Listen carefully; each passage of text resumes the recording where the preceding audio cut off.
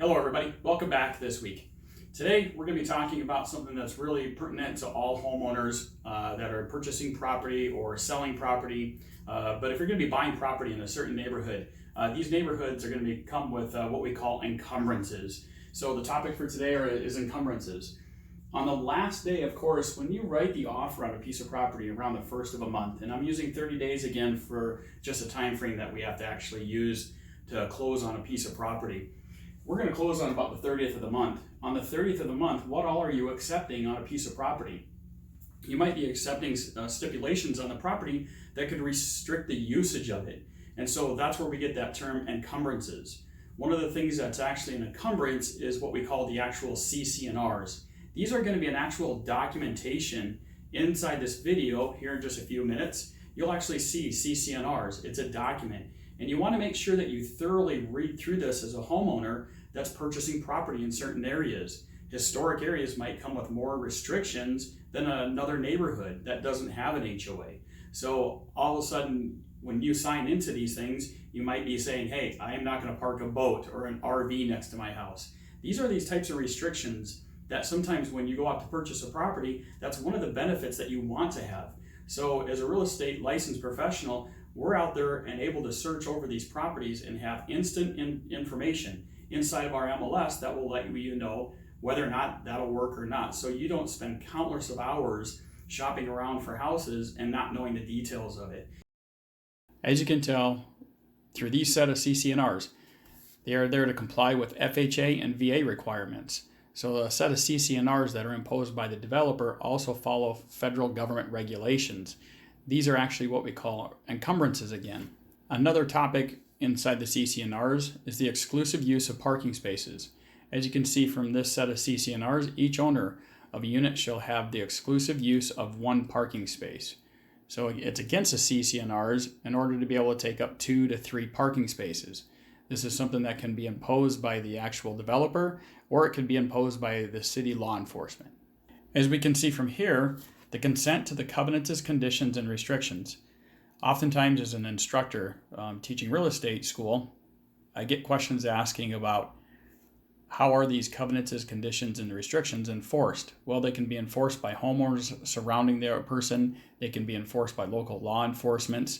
So when someone is actually signing in and buying the piece of property, in our purchase agreement here in Arizona, if you don't disagree with one of these conditions within 5 days of receiving them, it is seen as you're accepting the property as is with these conditions. So it's very important that you, number one, stay in contact with your real estate agent over these documentations and you hit timelines. We're here to help you through the transaction. As you can see from here in the covenants, conditions, and restrictions, a failure to comply with any of these restrictions in here can be grounds to take action against you, and for the city or the homeowner that's living by you that you've caused harm to, they can recover for damages. It's right here in the CCNRs. So the last section that we're going to cover inside this set of CCNRs is the topic of pets, which is a pretty hot topic that's in our real estate market currently.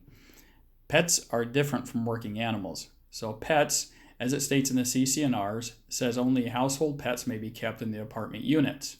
However, the board, in accordance with the section 613 below, may limit or restrict the number of kinds of pets.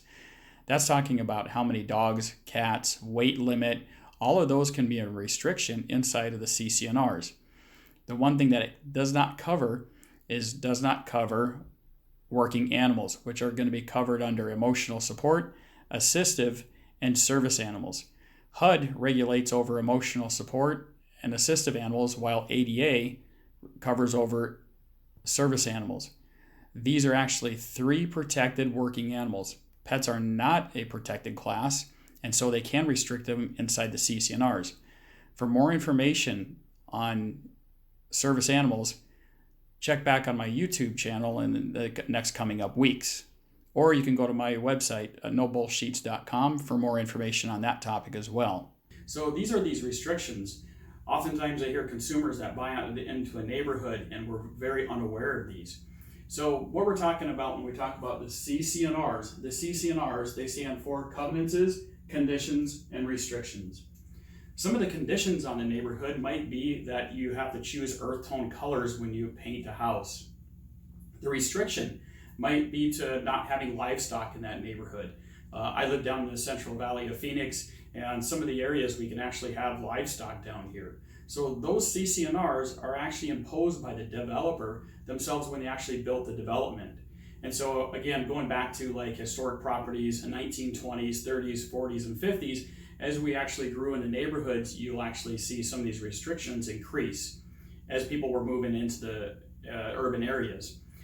So to look at, one of the things that we always pay attention to as well is homeowners associations. These homeowners associations, here's the laws. Actually, Arizona has a law book that actually defines what the HOA can and cannot do. So this is another set of documents that actually become an encumbrance on the actual piece of property. So for more information on HOAs, stay tuned to my YouTube channel. Remember to like and subscribe it for further laws and regulations on real estate. Thank you again for watching.